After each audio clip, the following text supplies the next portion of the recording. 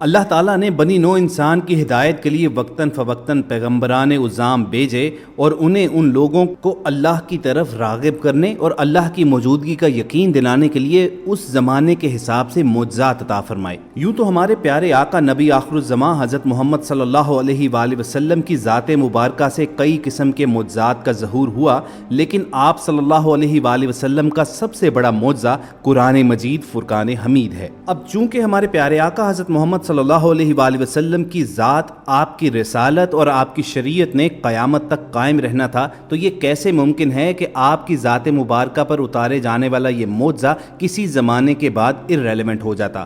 چنانچہ قرآن مجید فرقان حمید کے معجزات آج بھی زمانے میں وقتاً فوقتاً ظاہر ہوتے رہتے ہیں، اور وائس ڈیلی کے آج کے ویڈیو سیشن میں ہم نے سوچا کہ اپنے ناظرین تک قرآن مجید کے کچھ ایسے ہی معجزات پہنچائے جائیں جن کے عینی شاہد ایک دو نہیں بلکہ سینکڑوں لوگ ہیں، مگر اس سے پیشتر کہ قرآن مجید کا یہ اعجاز آپ تک مکمل تفصیلات کے ساتھ پہنچایا جائے، آپ سے ایک گزارش کرنی ہے۔ اگر آپ ہماری ویڈیو پہلی مرتبہ دیکھ رہے ہیں تو ریڈ بٹن پر کلک کر کے اور بیل آئیکن کو پریس کر کے ہمارے سبسکرائبر بننا مت بھولیے، تاکہ ایسی اسلامی، تاریخی اور معلوماتی ویڈیوز آپ کی روزمرہ زندگی کا حصہ بنی رہیں۔ دوستو، قرآن مجید کا یہ معجزاتی واقعہ سن 2017 میں سندھ میں پیش آیا۔ وہاں پر ایک صاحب اور ان کی بیوی پر کسی جادوگر نے انتہائی سخت جادو کا وار کیا۔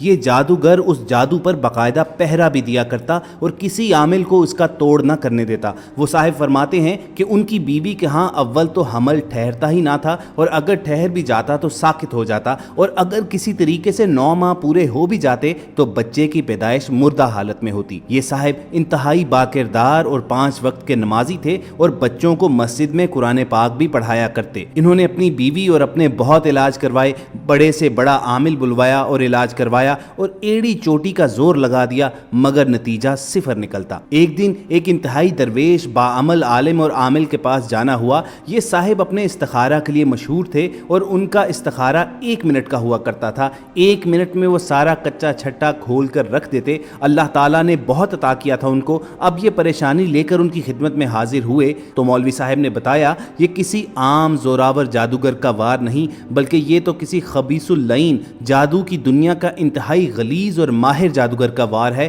اور یہ میرے بس سے باہر ہے۔ میں اس عمر میں اتنی سخت محنت نہیں کر سکتا، اس کا توڑ بھی کوئی خبیث اللعین ہی کر سکتا ہے۔ یہ چونکہ مجبور تھے، اسی لیے پوچھنے لگے کہ حضرت کچھ تو حل ہوگا۔ مولوی صاحب فرمانے لگے کہ سندھ کے فلاں علاقے کی فلاں جگہ پر ایک گاؤں کے باہر اسی خبیث اللعین نے ان دنوں ڈیرا لگایا ہوا ہے، تو فوراً اس کے پاس چلا جا۔ یہ صاحب فوراً سندھ روانہ ہو گئے، اور جیسے ہی اس گاؤں کے باہر پہنچے تو دور سے ایک آگ کا دہکتا الاؤ دکھائی دینے لگا۔ انہوں نے بزرگوں کی بتائی ہوئی نشانی دیکھ کر اس کی طرف بڑھنا شروع کیا۔ دور سے دیکھتے ہیں کہ ایک آدمی آگ کے پاس بیٹھا ہوا ہے اور اس کے ارد گرد اس کے ماننے والوں کا جمگٹا ہے۔ ابھی 1 ایکڑ دور تھے کہ وہ شخص اچھل کر کھڑا ہو گیا اور زور زور سے چلانے لگا کہ وہ دیکھو آ گیا جادو کا ڈسا ہوا، وہ دیکھو آ گیا قرآن پڑھانے والا۔ یہ اس شخص کے پاس پہنچے اور اپنا مقصد بتایا۔ اب وہ خبیث اللعین خوشی سے پاگلوں کی طرح ناچنے لگا اور بولا، جاؤ فلاں کے پاس جاؤ، فلاں کے پاس یہ جو گرا لگی ہے کھلواؤ۔ اس نے مولوی صاحبان کے ساتھ ساتھ ان صاحب کو بھی برا بلا کہا اور بڑے بڑے خدائی کے دعوے کرنے لگا اور جادو توڑنے سے انکار کر دیا۔ یہ صاحب واپس اپنے گھر آئے اور اپنے رب کو پکارا کہ یا اللہ، یہ بھی تو مخلوق ہے، تو چاہے تو کیا نہیں ہو سکتا؟ یہ ظالم مجھ پر غالب آ گئے ہیں اور ظلم کرنے سے باز نہیں آ رہے۔ وہ صاحب رو رو کر اللہ کے حضور التجائیں کرتے رہے۔ دفعتاً ان کے دل میں یہ خیال اترا کہ جادو کا توڑ تو آقا صلی اللہ علیہ وآلہ وسلم نے موذتین سے کیا تھا، اور جادو بھی انتہائی سخت بلکہ آخری درجے کا تھا۔ جب آقا صلی اللہ علیہ وآلہ وسلم نے موذتین سے یہ جادو توڑا تو میں بھی انہی صورتوں کے ذریعے اس جادو سے نجات طلب کرتا ہوں۔ اب انہوں نے اللہ کا نام لیا۔ اسی رات سے باوضو ہو کر مسجد میں جا کر سورہ فلق اور سورہ ناس کی تلاوت کرنا شروع کر دی، اور نیت ان کی یہ تھی کہ ان کو اس جادو سے رہائی مل جائے۔ یہ پوری رات پڑھتے رہے اور وقتاً فوقتاً دن کو بھی ورد چلتا رہا، ہر وقت باوضو رہنے لگے۔ غالباً 6 دن رات کو ان کی آنکھ لگی، اچانک خون کی پوری بالٹی ان کے اوپر جیسے کسی نے گرا دی ہو۔ یہ بہت پریشان ہوئے، اٹھے، مسجد کے ساتھ ہی کنواں تھا، وہاں نہائے دھوئے اور کپڑے بھی پاک کیے، مسجد کو پاک کیا۔ اچانک ان کے ذہن میں خیال آیا آیا کہ اپنی بیوی کی بھی خبر لوں۔ گھر پہنچے تو وہاں بھی یہی حال تھا اور بیوی انتہائی پریشان تھی۔ بیوی کو تسلی دی اور فرمانے لگے کہ اب کچھ ہلچل ہوئی ہے، انشاءاللہ اب کام بن جائے گا۔ ایک نئے ولولے سے اسی رات سے پھر دوبارہ مسجد میں عمل شروع کر دیا۔ 9ویں دن پھر اسی طرح آنکھ لگ گئی اور دونوں میاں بیوی پر خون کی بالٹی گرا دی گئی، لیکن انہوں نے بھی ہمت نہ ہاری اور سورہ ناس اور سورہ فلق کی تلاوت جاری رکھی۔ ابھی 2 ہفتے بھی نہ گزرے تھے کہ 13ویں صبح کے وقت وہی سندھ والا خبیث مسجد میں داخل ہوا اور آتے ہی پیروں میں گر کے معافیا مانگنے لگا۔ ان صاحب نے اسے بولا کہ تو مجھ سے کیوں معافیا مانگ رہا ہے؟ کہنے لگے کہ اللہ کے واسطے مجھے معاف کر دو، پھر بتاؤں گا۔ انہوں نے معاف کر دیا اور وجہ پوچھی۔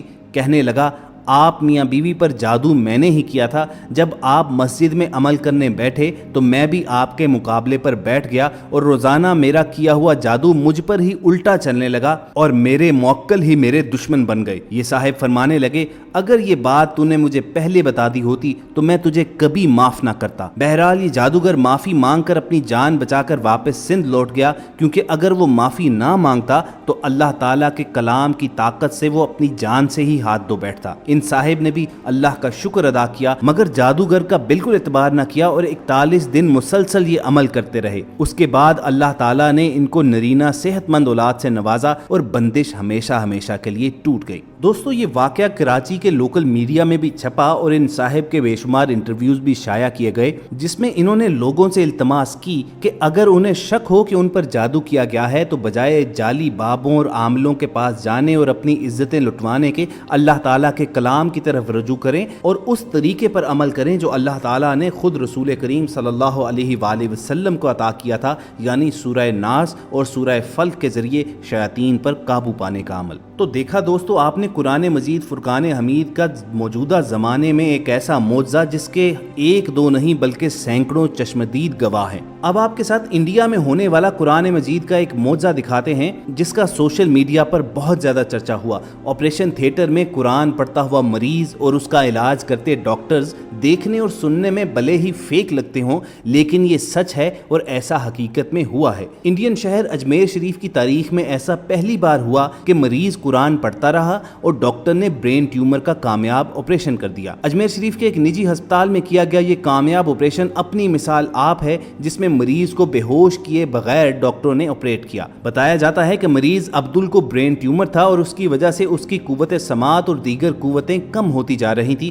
وہ علاج کے لیے نیورو سرجن ڈاکٹر سوریا چودھری کے پاس پہنچا، جہاں ڈاکٹر سوریا نے اسے بے ہوش کیے بغیر اس کا کامیاب آپریشن کر دیا۔ آپریشن تھیٹر میں ڈاکٹرز نے اپنی محنت اور تجربہ سے مریض کو ٹھیک تو کر دیا، لیکن مریض جس طرح سے قرآن پڑھتا رہا وہ منظر ایک معجزے سے کم نہیں تھا۔ ڈاکٹر سوریا کا ماننا تھا کہ حالانکہ سائنس میں اس طرح کے واقعے کو زیادہ سنجیدہ نہیں مانا جاتا، لیکن کہیں نہ کہیں لوگوں میں عقیدت ہے اور اس سے انسان کو طاقت ضرور ملتی ہے۔ اس مریض سے جب آپریشن کے بارے میں صورت احوال پوچھی گئی تو اس کا کہنا تھا کہ وہ دراصل بے ہوش نہیں ہونا چاہتا تھا، اس کے دل میں ڈر تھا کہ شاید وہ دوبارہ کبھی ہوش میں نہ آئے۔ چنانچہ اس نے اس ڈر پر قابو پانے کے لیے اور سکون حاصل کرنے کے لیے اللہ تعالیٰ کی اس آیت کا سہارا لیا، جس کا مفہوم تھا کہ دلوں کا سکون تو اللہ ہی کے ذکر میں ہے، اور اس کے ذہن میں خیال آیا کہ کیوں نہ وہ بے ہوش ہونے کی بجائے آپریشن کے دوران قرآن پاک کی تلاوت کرتا رہے، تو ہو سکتا ہے کہ اللہ تعالیٰ اس کی جان بخشی فرما دیں اور وہ دنیا کو یہ پیغام دے سکے کہ قرآن پاک آج بھی ہر قسم کے مسئلے کا حل ہے،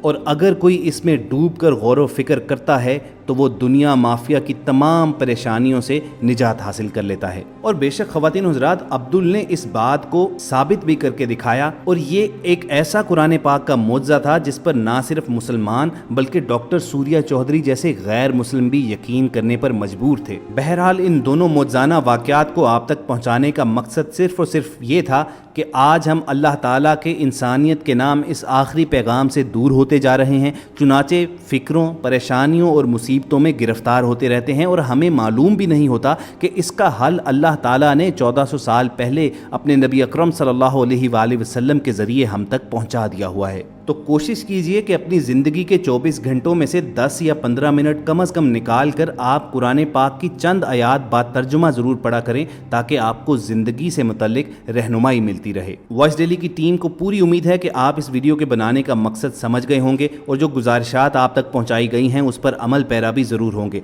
अगर आपको हमारा ये पैगाम अच्छा लगा हो तो इसे लाइक और शेयर करके फेसबुक और व्हाट्सएप मैसेंजर के ज़रिए बहुत से दूसरे लोगों तक भी पहुँचाइए, क्योंकि ये भी सदका जारिया की एक किस्म ही है। और अगर आप चाहते हैं कि हम किसी खास मौजू पर कोई वीडियो तरतीब दें तो हमें कमेंट सेक्शन में लिख भेजिए। हमारी टीम की पूरी कोशिश होगी कि मुफस्सल रिसर्च के बाद इसी चैनल पर वो वीडियो अपलोड भी की जाए। अब यहाँ पर अलविदा कहने से कबल एक याद दहानी करवाना ज़रूरी समझते हैं कि आप रेड बटन पर क्लिक करके और बेल आइकॉन को प्रेस करके वॉइस डेली के सब्सक्राइबर बनना मत भूलिए। बहुत जल्द किसी और इन्फॉर्मेटिव सेशन के साथ दोबारा आपकी खिदमत में हाजिर होंगे। अपना और इर्द गिर्द के लोगों का ख्याल रखिए और सुनते रहिए वॉइस डेली।